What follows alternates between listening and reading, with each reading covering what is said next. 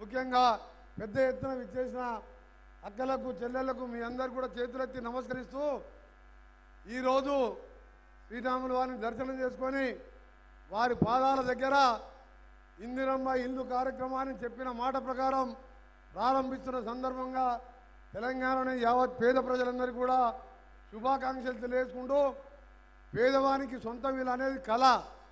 సొంత ఇంట్లో ఉంటే ఆత్మగౌరవం పెరుగుతుంది. అలాంటిది మనం గత 10 సంవత్సరాల కింద ప్రభుత్వం ఉన్నప్పుడు దాదాపు 30 లక్షల ఇల్లు తెలంగాణలో ఆ రోజుల్లోనే 2004లోనే ₹1,00,000 ఇవ్వడం జరిగింది.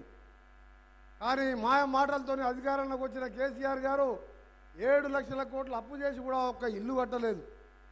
ఆయన మాత్రం ప్రగతి భవన్ ఫామ్ హౌస్ కట్టుకున్నాడు, కొడుకు బిడ్డ ఇల్లు కట్టుకున్నాడు తప్ప పేదవానికి ఒక్క ఇల్లన్నా కట్టినా ఇక్కడున్న అక్క చెల్లెలు ఆలోచించుకోవాలి.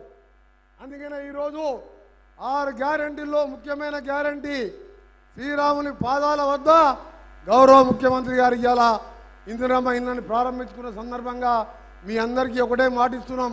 ముఖ్యమంత్రి గారి నాయకత్వంలో మంత్రులందరం ఎమ్మెల్యేలం ఈ 5 ఏళ్ళ పేద ప్రజల కోసం పనిచేస్తాం.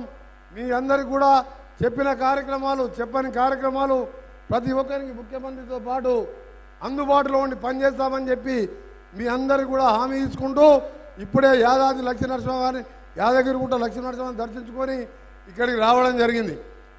ఈరోజు మన భద్రాచలం ఇన్ఛార్జ్ మినిస్టర్ ఖమ్మం జిల్లా మినిస్టర్గా మంత్రి గారు ముఖ్యమంత్రి గారు కూడా రిక్వెస్ట్ చేస్తున్నా తప్పకుండా ఈ ప్రాంతాలను కూడా అభివృద్ధి చేయాలని తెలియజేసుకుంటూ ముఖ్యంగా రైతులకు సంబంధించి కానీ అన్ని కార్యక్రమాల్లో ముందుంటాం.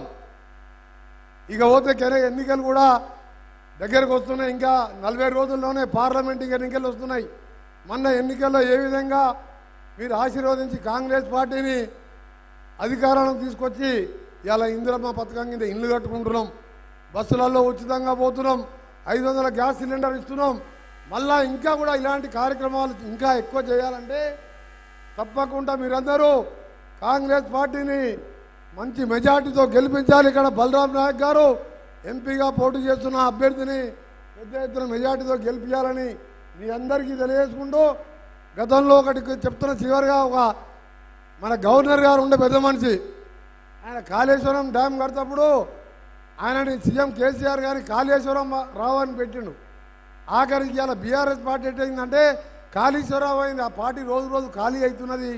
కాంగ్రెస్ పార్టీ ఇవాళ తప్పకుండా 13-14 సీట్లు మీరు ఆశీర్వదించండి.